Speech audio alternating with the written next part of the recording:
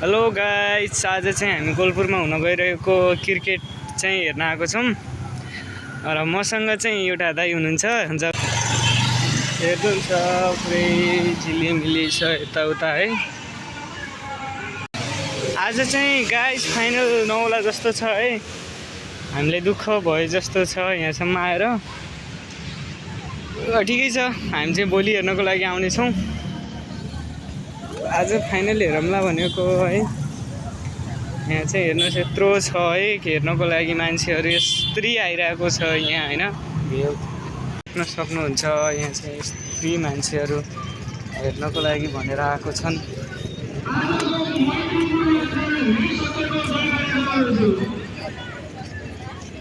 यति चाँडो सकिएछ यार। हामी यहाँ पुग्न साथ चाहिँ म्याच खत्तम भयो जस्तो छ है। आजको गेम चाहिँ भोलि सरे जस्तो छ गाइजहरू हैन।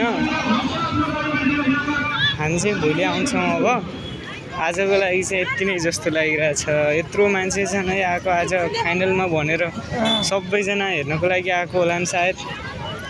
यत्रो छ है तर आज चाहिँ खेल भएन।